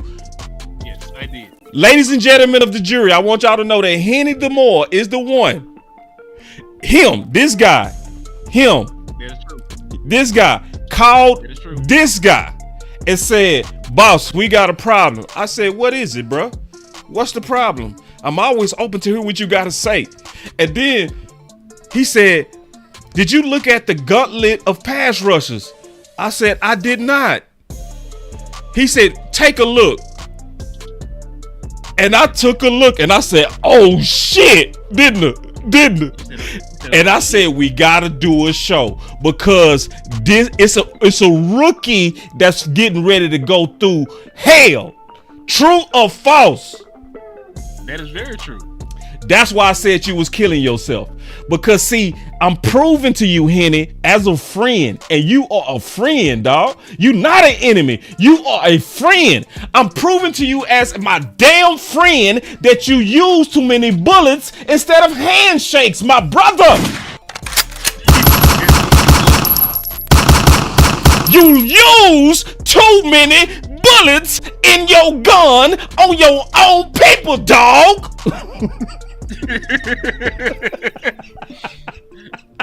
Hey, We got us another super chat. He say somebody said the door was closed. Not this one, man. That's what I'm talking about, boy. These boys coming in like this, boy. I told you it was 40,000 in here. It's 40,000 in here. You hear me? What's Sam say? It's 40,000 in here. He said it's 40,000. He did. He said it's 40,000 in here. Yeah. My God told him it was 40,000 exactly. Then he said it's easy. He said it's easy. So, was that not you though? I said it. Okay, so how you go now after the fact not count that as something that could have affected your developing rookie? I didn't say it didn't. So why you shooting them with them heavy ass bullets? What you mean by shooting with a heavy See, ass bullets? I'm trying to show you, bro. Listen, man, you my friend, bro. So this is what I'm doing. I'm trying to make you better, bro. That's my goal, man. That's why we doing this show, bro. I don't want you to be a killer. I want you to learn how to see when sometimes cats gotta develop, bro. Hey, and I'm sorry I had to debate you on this, but hey, this is what friends do. Who said that he don't have to develop? I said he got his ass kicked, and I said I'm praying that he does develop. I knew it was tough. Okay. I knew the road and the journey was long and hard. I knew he was going through hell and gasoline draws and barefooted. I knew that he had to play Myles Garrett. Yeah. I knew that he had to play Kayvon Thibodeau 2 times. Yeah. I knew. Yeah. I knew about all them guys. Yeah. Yeah, it was way more than that. Keep going, bro. You come on now, keep going. You got the list. It's actually easy just to show people. Hold on, let me see if I got the list. I've been looking for that list all day because if I show that list, it's gonna be like Henny, you lost. Hold on, let me see. Let's see if I can find the list. Let me see if I can find this list, bro. Because it's a show we did. I'm just looking. Do you know when we did that show, bro? It was in August, right? Because it was before the season. It was after we got him, so we were after the draft and we're right before the season started. Yeah. Give me a second to see if I can find it. Oh, Brian Burns. I forgot about Brian Burns. Kayvon Thibodeau. Who else did we play over there? Oh boy from the Ravens. I forget the boy name. It was a bunch of motherfuckers. Man, let me show this list, bro. Because when I show this list, hey. Speedy recovery to Aiden Hutchinson. Hold on real quick. Because I got the list, bro. I just need to show the list. Found it. I'm trying, bro. I'm trying. Because I remember we did a show about it, and I put all of them together. And I even had the scary music. Remember I was playing that scary music? Uh-huh. I started the show with some scary music like, bro, Tyler Guyton finna go through it. And we both, and you the one called me. You was like, boss, we need to do a show. I was like, what? Hold on real quick. Yeah. I completely forgot that we even did this show, but yeah. That's why I said I'm gonna let you kill yourself. Look at what I found. I wasn't looking for this, but look at this. Dak needs to close the door on the Dallas Cowboys.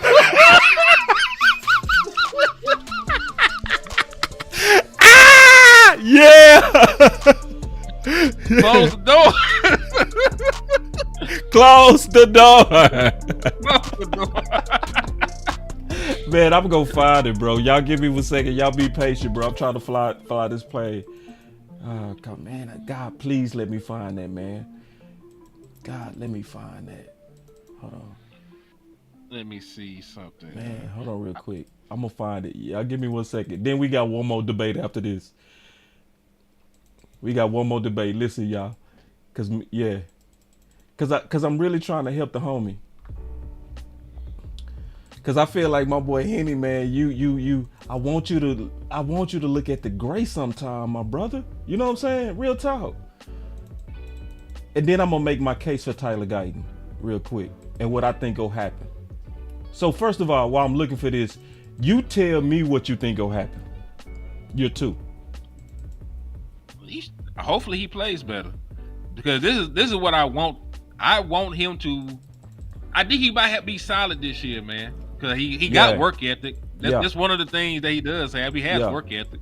Now, see, I'm listen. I'm much higher on Tyler Guyton than I am on Mazi Smith. Yeah, that's right. I ain't gonna just crucify Tyler Guyton playing out of position against demons the entire season. But he was ass, and he did commit a bunch of penalties. I forgot that I pointed out how rough the road was, so I will give you that. Yeah, I will shake your hand. Yeah, we gonna shake hands on this one. See, that's why you solid. That is you fair. solid for that, bro. You solid. That's why you my dog. You solid for that. Indeed. We gotta shake hands on that. We gotta shake hands right. because you did say that, bro. And I that's reached out to you about how tough it was. Yeah. I did forget. Yep. So, that is fair. That's fair. And see, that's why you my dog, because you fair. You know what I'm saying? Listen, y'all, this is how Henny is behind the scenes. Real talk. This is exactly how we are, man. Where we'll fight hard, but if somebody make a good point, we go concede, bro. Oh, you right when you're right now. Yeah, you right. Yeah, both of us will fight tooth and nail. But if somebody land a punch, we'll be like, yeah, that's a good punch, bro. Yeah, we ain't even trip about it. So let me tell you what I think is gonna happen real quick with Tyler Guyton. I think Tyler Guyton is gonna have. Well, let me tell you what I also feel like happened to Tyler Guyton. What's up?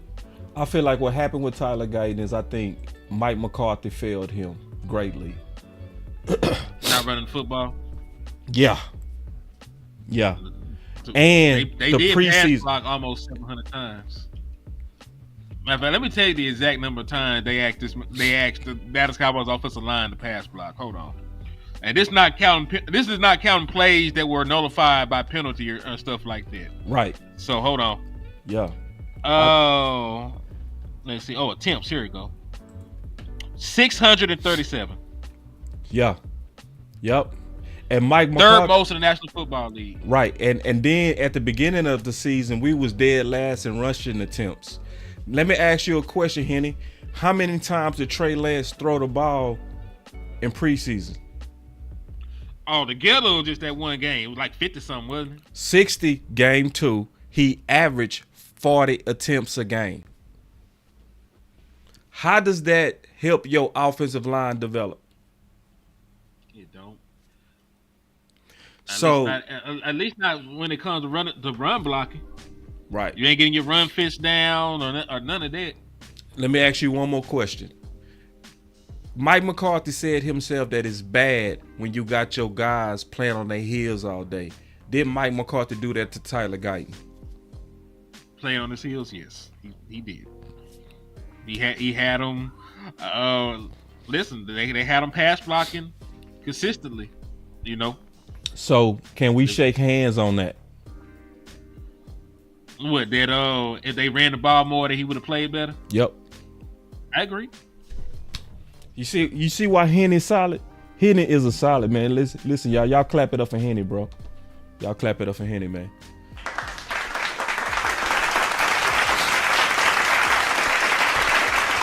Because Zach Martin said, this is what Zach Martin said at his Hall of Fame exit speech.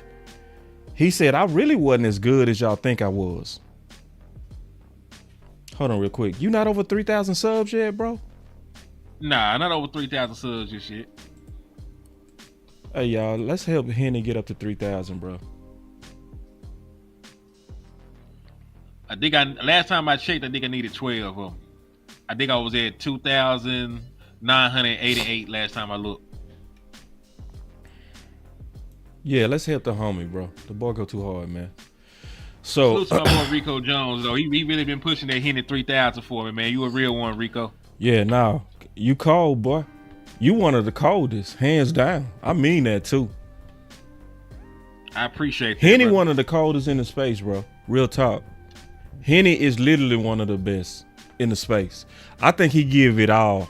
I think he give you excellent analysis consistently. He gives you very good thought. He also will go behind you. He funny too. He put it all together. The presentation, the analytics, you know what I'm saying? I don't think you do a lot of film yet, you know? They be hating us out too much. Matter of fact, I just got a copyright strike on some film me and Landlord did. I ain't even worried about taking it down either. Like, hell, we ain't getting paid for it nowhere. I cannot find that list, bro. Because that list would have buried you, bro. That list would have put you in the ground. But this is what Zach Martin said. He said on his exit interview, he said, I really wasn't as good as people said that I was. He said, you know what hid me? He said, when I came to the Cowboys, we was running the ball. Remember, he came to the Cowboys in 2014. And he said, us running the ball hid a lot of my deficiencies. He said, so by the time I really developed, hey, you got another sub, bro. My brother said he subbed to you. Good. Let me see. Yeah. Hey, salute to you, man. I appreciate that. And I went and found the list. You found it? Yeah, I reused it on the show with Tuck. So it's showing on here. So I can read off some of it. Myles Garrett, TJ Watt, Trey Hendrickson, Danielle Hunter, Aiden Hutchinson, Kayvon Thibodeau twice, Nick Bosa and Leonard Floyd, they both played for the 49ers last year. Bryce Huff, he didn't do much this year, but he was coming into the season a double-digit sack guy, and we played him twice. I got to see if this thing gonna move forward. Give me a second. I see it on the video, so yeah. It's slowly moving. I think I'm talking through it. Hold on. There gotta be some more than that. It was. I remember, bro. It was crazy. Yeah, it's for the load in. But it was 7 months ago. That list right there already crazy. You know what I'm saying? Oh, also throw in Brian Burns. I know he was on there because he got picked up by the Giants. So Brian Burns as well.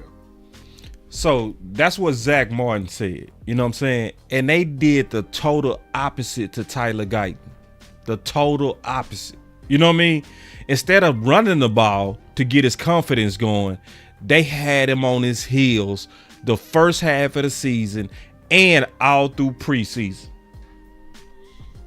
Against the best pass rushers in the world.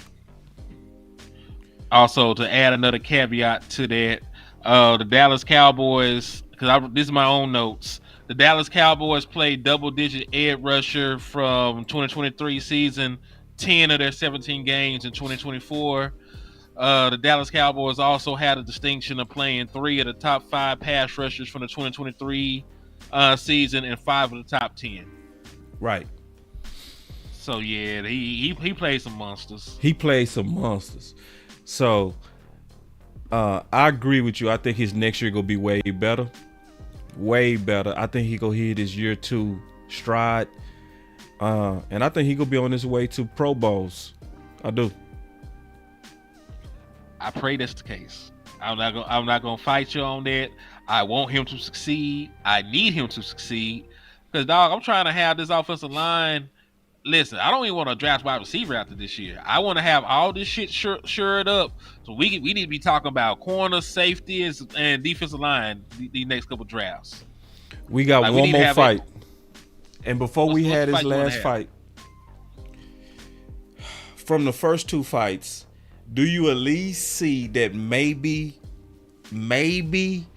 in some things you can move to the gray? If I think you're a good player, I think I can move to the gray. And if I can understand some of the caveats on why your performance wasn't up to par, I might can give you a bone. Man, so, that's my dog. See, Henny is 100, bro, at all time. That's my bro, dog. He keep it 100, bro. That's why I love doing shows with me, you, and Landlord, because we do not sell out these Cowboys to try to be right. I love that about y'all, bro. All of us will admit when somebody make a good point. I really, that's why I love doing content with you too, bro. Real talk. And then Angie, the rebel chick, she said, boss, y'all gotta put Henny name on the show. That's dope, bro. That's so true. I appreciate that. Hey, we gonna try to figure out something. We'll figure out something. Henny do go hard, man. The last fight, Savior. Why you playing? Why you playing with me, bro? I'm trying to move you to the grave, bro. That's all I'm trying to do, bro. Listen, if the first 2 fights didn't show you that maybe it's some gray in your case, cause you do, bro. You be just putting holes in people, bro. You a killer. You really are. You a killer. But you gotta ask yourself, are you too much a killer, dog? Not in the case of Savion Williams. Oh, here we go. Here we go. All right, let's go. The last fight. Let's go. I don't want a nigga that can't catch. And I don't think that should even be. Cause listen, he's not even on the team yet, so I don't even owe him anything. Like, I am fighting to keep him away from my Dallas Cowboys because I don't want the Dallas Cowboys to draft him and say that we're done. Savion Williams is a developmental player. He is not ready to be wide receiver 2. And listen, we just talking about we just had this whole conversation about people being put in the right position. Savion Williams would not be put in the right position. Said Christmas decoration hands. Yeah, man. Shit. That boy has Christmas decorations. They just there. You just look at them bitches. They don't serve no purpose. That man hand, damn. Man, listen. I'm gonna pray for Savion Williams. Maybe one day he'll wake up and he can catch. Okay. You know, but I understand why people are enamored with Savion Williams. He has athleticism, he has size, he has speed, he has versatility. He is a guy from the Texas area, played at TCU, former high school quarterback, can be used as a gadget guy. I understand all that. That's cool if he was going to be nothing but a gadget player. But I need a wide receiver. He's a football player. I need an actual wide receiver. He don't catch good enough for me to consider him to be a wide receiver the Dallas Cowboys should target. And that's fair. And listen, if he actually showed marginal improvement year in and year out in catching, I would understand that. People don't even know that Matthew Golden had a drop problem until this year, and he cleaned his hands up. Savion Williams. I'm glad you said that real quick. Can I pause you real quick on that? Because he did have a drop problem at U of H. I remember because I still watch the U of H games. Keep going. Yeah, but Savion Williams has not. His shit has steady been around the same, right? It's been in the 10s, the 9s. Like, he drops a lot of shit. And what's crazy is, I'm glad you showed that steal. He will catch some shit like that over 2 people for no apparent reason and then drop the ball on the curl route. He'll drop the ball behind the defense on a post route that should have been a touchdown. But he'll catch the bullshit like that. That pisses me off so badly. It's the routine catches. Because listen, the flashy catches are cool. It's the routine catches to keep you in the National Football League. That's right. You can't make the routine. The magical and the fantastical don't really matter to me. So, you know, man. This world, bro. This where I might need to come around to you. You came around to me. I think I need to come around to you based on what you just said. Now, I haven't double checked you yet, but you saying his catch percentage never got better? It's still down. No, it's not. So you saying every year he been double digit drops? I think this year is like 9.7. So like it's like slightly better, basically. It's like you know, it's like it's still one of the worst. It's still one of the worst in college, especially for somebody. And also, I watched every snap of Savion Williams. That's why I feel comfortable talking about the man like this. Now, I see why people like him, but what I also see is somebody that needs still work on his route running. I see somebody that utilize a whole lot in Wildcat running back, and we're not gonna probably do none of that shit. So you're taking away a whole bunch of his play if you don't utilize him like that in Dallas. So I get it. he need to go to Kansas City or somewhere. He need to go with somebody that can develop him and will use. Why can't Dallas develop him, bro? We need actual wide receivers right now. Kansas City already has Rashee Rice, Xavier Worthy. They got another pass catcher in Travis Kelce. They've signed back Juju Smith-Schuster. They got all the wide receivers in the world, so they got time to develop him. We can't take a developmental wide receiver, and we already got nothing but developmental wide receivers. Jalen Tolbert still has to grow and show that he can be a wide receiver in the National Football League. We're waiting for Jalen Brooks to grow. We're waiting for John Domingo to grow and develop. We ain't developed the wide receivers we got to take on another project. Nah, ain't no more developing ones here, bro. I ain't with that, bro. And think about it. Hey, my boy say I'ma wait. He say beggars can't be choosers, bro. What you say to that? We're not in a position to beg. We rich now. We got a 12th overall pick. I can get the best wide receiver or the second best wide receiver in this draft if the board falls right. I don't have to be a beggar. I am in a pristine position to get a great wide receiver. So why would I settle for a wide receiver that can't catch in a late round? Why would I do that to myself? Let me ask you a question. Go ahead. No, go ahead. I ain't mean to cut you off. You still cooking? My next question is this. Why, if I want to take a late round wide receiver, why would I take one that isn't more ready-made? Why would I not take Ty Felton? Why would I not take a Torrey Horton? Why would I not take one of these other wide receivers that actually play well? Matter of fact, Jack Betch was on the same football team and he was the lead receiver over there. We don't talk about him. Maybe because he's white. I don't know. I don't know how y'all feel. But Jack Betch is an actual 1,000-yard receiver. He don't drop anything. I like Jack. Yeah, he's physical. And I like that he was the Senior Bowl MVP. That mean a lot to me. Mm-hmm. I love it when you the alpha of alphas. I love that. Yeah. So Savion Williams wasn't even the best wide receiver on his team. We talk about bringing him in.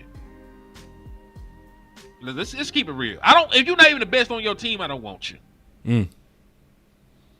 Because listen, if Matthew Golden was still the little dog in Texas, they wouldn't be talking about him the same way. The only reason they talk about Matthew Golden because he got his shot to be the big dog over there. By hook or crook, he was, and he used that opportunity, and he showed his naked ass when he got the opportunity against quality competition. Then he went out there and killed the combine. Big time say I've been carrying Savion's flag. Draft the dog. Why would you carry his flag and he would drop the flag and you try to throw it to him? Say you gonna carry a flag, they're gonna end up on the ground and you try to talk to that man. You said here. Hey, there's a line look at Savion trying to catch the flag. Boy, that boy Henny be quick. That boy quick on his toes. Shit. All right, I'm gonna try to move you a little bit to the gray. All right.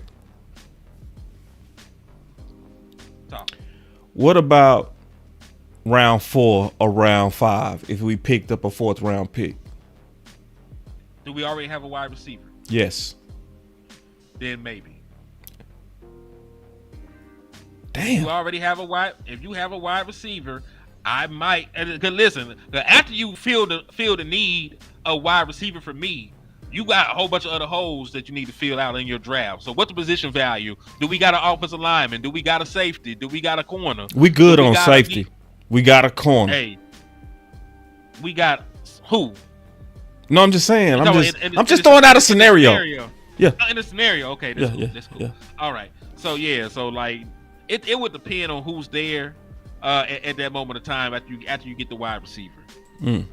You know what I'm saying? Because what if they don't get the offensive lineman? What if you don't get Booker, but somehow Tate Ratledge, who is a All-American, 2-time champion, has 2 career sacks given up, RAS score in the 9s, is there in the 4th round with the extra pick, and he's the overall better player. You gonna take Savion Williams over him? No. I'm not taking him over. Listen. And this is what I don't want. We got us a super check. My boy Banks say, I'm with Henny. it's so many other guys that can give you more than Savion. I take a chance on Thornton from Tennessee before him. Now, that's a good developmental guy too. 6'5", running 4.3 flat, and he actually catches the ball. So, Henny, do you remember I showed you on my Facebook how I've been trying to get Dak a super weapon for like 6 years? Weapon. Yeah. Yep. And I still called it the same thing. Dak friendly supersized weapon. Correct. But what I don't want to be guilty of is what I think y'all guilty of at 12. It's where because I've been needing it so bad that I'm going to ignore the flags of it. So I would be cool with Savion, and I'm going to shake your hand and say, don't get Savion unless you got another receiver first. And that's fair. Okay. Because I'm not saying he won't ever be able to catch. I'm saying right now, this nigga can't catch. And you ain't did enough over there with your other wide receivers, and maybe you can teach him how to catch. Yeah. Now, I showed you where people drop rates can greatly improve because we went through the history of that. We ain't going to do it again. How Amari and Adams and all kind of people was high in their drop rates. But you kind of killed that case when you talked about the consistency, lack of improvement in his drop rate. So I ain't going to fight facts. Now I got to double check you on that because sometimes you be capping. Go ahead. You can go look. I go to look. Cause you be I might be able to find it. You be putting bullets in people, bro. If you can pull it up, I will appreciate it. And JL said, "Boss, what's your thoughts on Shiloh Sanders as a corner for the Cowboys?" My answer to that is hell yes. Huh. I think Shiloh Sanders is one of the hardest hitting football players in the draft. I don't know why people not talking about him more. Like, how many running backs do he get to knock back? You know what I'm talking about, Henny? Shiloh is probably one of the only safeties or players that you see knocking running backs back as they running downhill. Shiloh has the hitting nature of a safety that was born in the 70s. Real talk. He's almost like the last of the Mohicans. Shit, yeah, I would take Shiloh. Even though we don't need Shiloh, I would still take Shiloh to answer your question. Because that's how much I value a hitter. Because I think hitters, their mentality spreads. When you see people laying boys out, that's gonna spread. You know what I'm saying? So to answer your channel, Jay, I absolutely 100%, 1,000% agree with you.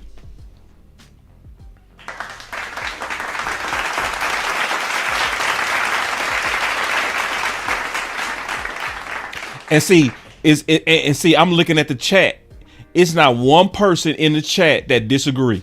Not one fucking person. And that hardly ever happens in Cowboy Nation. I swear to God. I was also wrong. It was not 9.7 this year. His drop rate was 11.8. And for comparison's sake, Elick Ayamore is the next highest. His drop rate was only 8.7. To be fair, Tet's is a little high as well. What's Tet? 7.7. See, you listen to people out there, Tet don't drop nothing. You see the capping, bruh? It's so much damn capping out here, bruh. Trey Harris also drops the same amount of balls. His is a 7.7. Ty Felton, who I like, is also a 7.7. Matthew Golden don't drop shit. He didn't drop shit this year. 4.7. Luther Burden, 4.7. Emeka, 4.4. Travis Hunter don't drop anything, 3.2. Isaiah Bond is only a 3. Ted Johnson 2.9, Xavier Restrepo 2.8, Jaden Higgins is third in this entire draft with only a 2.4. Diamond in the rough, no longer.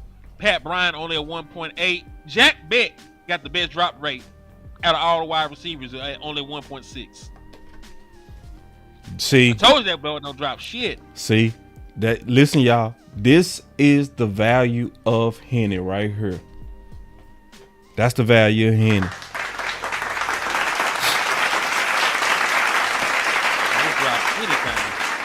That's why it's a damn shame you're not up to 3,000 yet. It's a damn shame. You know what I'm saying? Because how many times have we heard out, Ted don't drop nothing. Then you find out he the third worst. He dropped some shit now. But what do we hear in the streets? You don't drop nothing. So I would get on the phones, y'all, but my nose is running. I'm finna go have to take some medicine, go to bed. But man, so we finna, huh? I can dig that. Yeah, I can't. I would love to get on the phones. I get on the phones. It's been a while since we got on the phones. We need to get on the phones the next time, bro. We go get on the phones. Cool. I'm down with that, bro. So anyway, let's plug the draft show, bro. What's your thoughts on the draft show, man? Let's get everybody ready for that, man. It's time to kick this shit out. What's your thoughts, bro? Man, we finna go crazy, dog. If you ain't got no plans, man, you might as well go ahead, order you a pizza, go run by the stove, get you some Hennessy, your favorite beers, whatever you need to do to make your favorite daiquiri or mixed drink, man. Lock in with us. We're going to be going crazy from start to finish. And listen, we're going to cover everybody. Everybody going to be well informed about every team picking. We're going to know exactly what they need, who their coaches is, what their tendencies are. And we're going to be out here have a real fire-ass draft show. And we just gonna work it like that, man. So if you ain't doing nothing, slide in DC Universe. We're gonna be live from start to finish on the draft, man, and we're gonna bring y'all some premium Dallas Cowboys content straight like that. And it's gonna be a lot of us. It's gonna be wrong. Everybody. DMV. Tuck will probably come in there. I'm almost certain he gonna come in there. The OC, Lou, shit. I'm drawing a blank, but amp, you know what I'm saying? It's Listen, ain't nobody gonna be overworked, and it's gonna be fire. Trust me, we gonna put on a better show than ESPN. I'm certain. I'm certain. Listen, and everybody in there ready. That's all I'm gonna tell you. It's not gonna be one team we ain't ready for. I'm gonna promise you that. We gonna know everything down to their goddamn socks. I promise you that. It ain't gonna be no dead talk, no lore. We know everything. We know everything about everybody that's coming up. Just trust me on that. It's smart people. We all split up the work, and we all taking it very serious because we gonna put on a damn good show. So it's gonna be one of those things. Obviously, you gonna have a lot of options. But you better pick your head up in here. You better pick your head up in here, because when you pick your head, what's up? What you see? I had some questions. I had a question for you before we got out of here, because I never actually asked you. Let's go. What did you think? What did you think about Sadiq Charles? Did you get a chance to look at any of his film with Washington? Because I know he didn't play last year with the Titans. Big time go be in there. I looked at very little, but I will look at him. The only thing I really looked at deep was what happened. Mm-hmm.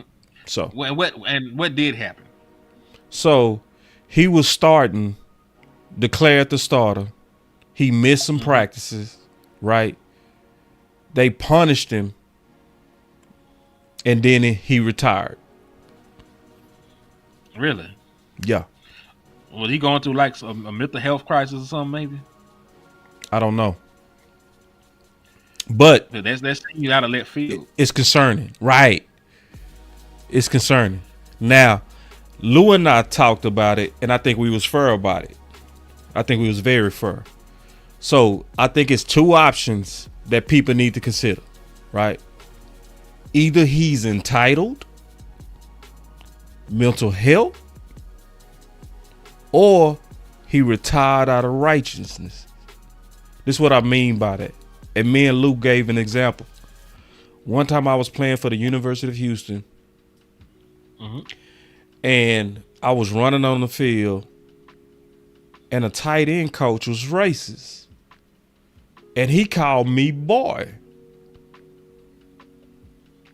I immediately took off my helmet.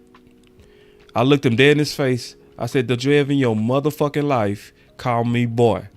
I'm going to whoop your ass." Right? In my mind, I thought I was finna get kicked off the team right there. And I was prepared to.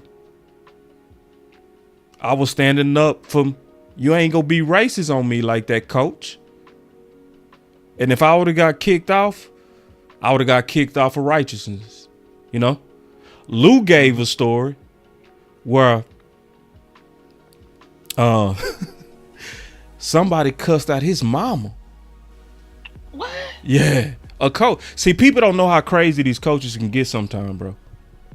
Yeah. Cuss my nigga mama out? Yes.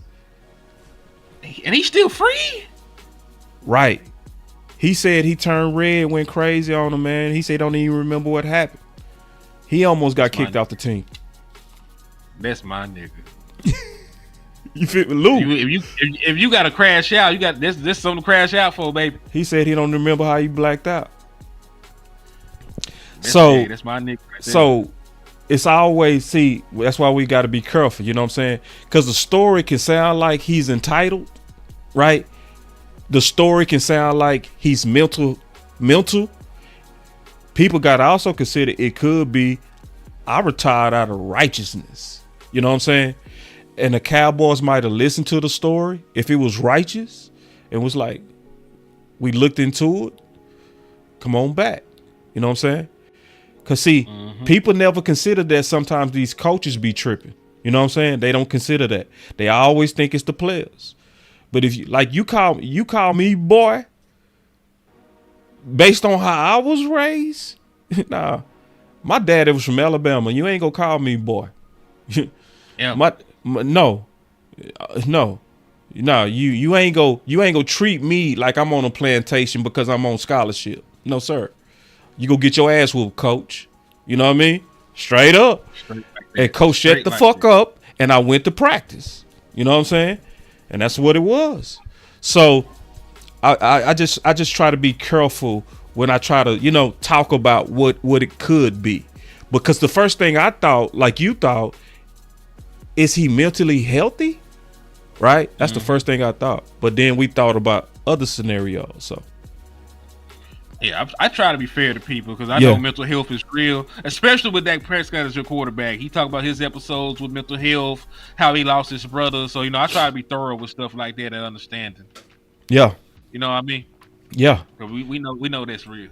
And then, like my boy DP said, and see, I need to get on these phones because I ain't heard from my boy DP in a while. It's a lot of good, smart football people. When we get on the phones, man, that'd be the best part because they be having some good shit to say, bro. Like my boy DP, he always got good stuff to say. So DP said, they say Izzy been benched over one of the former coaches and never said who. Yep. I heard that too. So you get into it sometimes with them dudes and they'll put you in that doghouse. That happened to Tristan Hill. It did. With Rod. He got in Rod doghouse seat. And I think that stunned him straight up. But anyway. It did. Yeah, man. So let me get my final words real quick. We started it off with the 30 visits. On the 30 visits for team weapons, I'm going to be honest with y'all. Look like y'all finna get y'all away. I'm just giving you the red. I think team weapons, y'all getting ready to get y'all away. The 30 visits says a lot. The 30 visits said they brought in the first round receivers. But if you look close, they also brought in round 2 and round 3 running backs. Did you notice that? I love that. Yeah. So that tells you, in my opinion, let me show y'all in case y'all didn't see it. If you look at it close, you'll see all round 1 receivers, but look at the running backs. Those are round 2, 3, except for Marion Hampton. He's gonna be a first rounder. But he's the only real first rounder they brought in. But the rest of these guys are round 3, round 4, round 2 guys. So if you can read the clues, that tells you very clearly that they are very seriously targeting receiver in round 1. You know. And I wouldn't be mad at it. It's, you know, obviously because we need it. You know, don't get it twisted because I want to be physical that I don't recognize the need for receiver 1. And I think Henny and them did a great job of really putting holes in my case about trying to get that receiver in 44. It just be honest, when they laid out that case, they just shot holes in it. It just makes sense that you got to almost get that weapon out the way, to be honest. If I'm being all the way honest. And I'm moving all the way to more so moving down to also be honest. I think we need to move down. I mean, that's also a very good compromise. Unless Tet there. I would take Tet, but if Tet gone, move down at least 3-4 spots and get a 4th. But see, I'm very high on Emeka Ibuka. So, you know, if he is on the board, I wouldn't mind moving down and drafting him because the way I view him. But, you know, I'm down with, like you said, if and it really going to depend on who they value more. Because we say, Ted, what if Matthew Golden is a scheme fit? And that's why they like him so much. Yeah, that could happen easily. Yeah, so it might be for the Dallas Cowboys. It might be those two, and then trade back. Yeah, because, you know, I think Luther Burden and Emeka Ibuka are in play with a trade back at that point.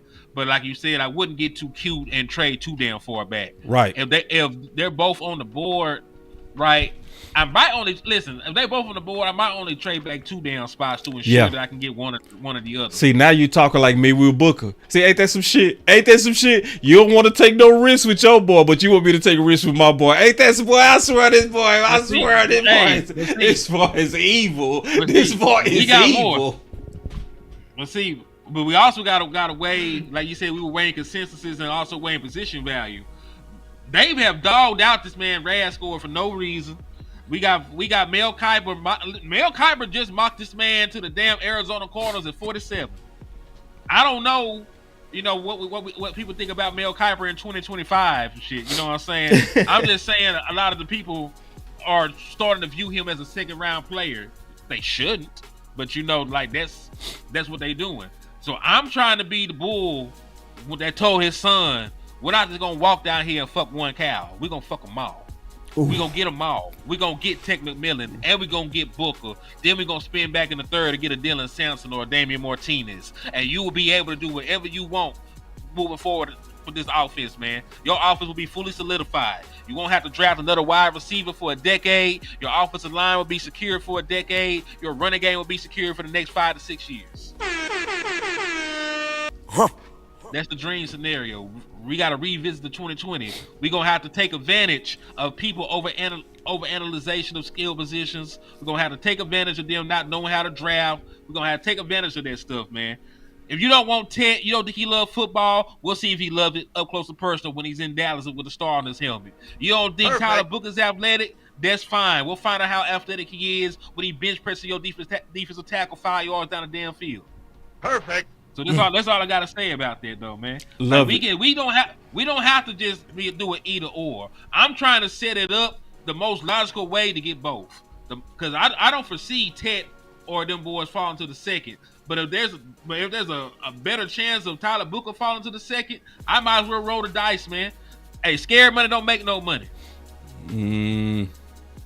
Perfect. Oh hell no. Yeah, money don't make no money, kinfolk. So check this.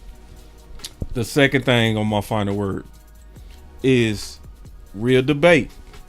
When we set up these debates, it's gonna be real. You know what I'm saying? But I will say this. It was some bullets, but it did move to some handshakes, because that's what we do. That's exactly what we do here. The whole design truly of a war room is to fight out your ideas, present your case like an attorney, and then let the best idea win. That's exactly how me and my dog roll. I felt like he came around to me on Tyler Guyton. I feel like I came around to him on Savion. I think he made a quality ass case. So I really want to do these fights like this openly because honestly, this is how we should be as fans. We shouldn't be falling in love with our idea. It's some people out here that hate Booker only because I like it. I swear to God. It's people that hate, I swear, it's people that hate the thought of Keenan Allen only because I like it. That's the only reason they hate it, because it's about their ass. But if it's really about the idea and what's best for the Cowboys, there should be some flexibility on ideas and there should be some movement towards some ideas. If you never move towards an idea, you ain't really for the Cowboys, man. And that's my final word. Yeah. Oh. And hey, I'm gonna just say this real quick, man. And I'm gonna give my final word. We're gonna get out of here. Yeah. Man, first and foremost, boss, thank you for having me on. It's always a pleasure to come in here and rock with you, man. Salute to everybody out there in the chat and Cowboys Nation have been showing love and supporting us. But man, I am just trying to push for the best for the Dallas Cowboys going into the draft. I'm really tired of talking about the draft right now, man. It's like it's got to the point I just want it to happen. I want to see what we're working with, so I need to know if I need to start a riot or I need to start a second line in the street like New Orleans did. So I just want y'all to move forward, man, and not really with hopium or with, copium or anything like that. I want y'all to understand the real of what's going on, man. Right. A lot of folks are going to try and sell y'all some dreams, try to sell y'all some fantasies and some other bullshit. But we will always going to tell you what's right for the Dallas Cowboys, what we truly believe will move the team forward, and we want y'all to do the same, man. If somebody come out here and talk about a prospect, we want you to look at them yourselves, man. That's right. You ain't got to be no professional scout. You ain't got to be no coach. Just look you can at go look at the folks. You go That's look at their highlights. You can go find the stuff you're looking for by yourself from your own opinion. That's so right. When they come in here trying to sell you this baby back bullshit, you can tell them it's a lie. You can tell them it's a lie straight to their damn face, man. So listen, we over here doing it. We over here doing real Dallas Cowboys content, man. We ain't got no crackheads on the show talking reckless. We ain't out this motherfucker doing no bullshit, man. We ain't out here sneak dissing. We ain't doing no dick pulling. We ain't doing none of that whole shit, man. We out here, man, straight up and down, man. And hey, we ain't no nigga that play Dungeons and Dragons either, nigga. We some real niggas, and we out here straight up and down like that, man. Y'all know what it is, man. It's your boy Henny the Moore reporting live from the liquor store, man. And I don't do no show with no hoe ass niggas. You see me on the show with a nigga, it's a real nigga. I don't do no show with no hoe ass niggas, man. God bless America. Yeah, bro. Yeah, man. This gonna be a yellow show, bro.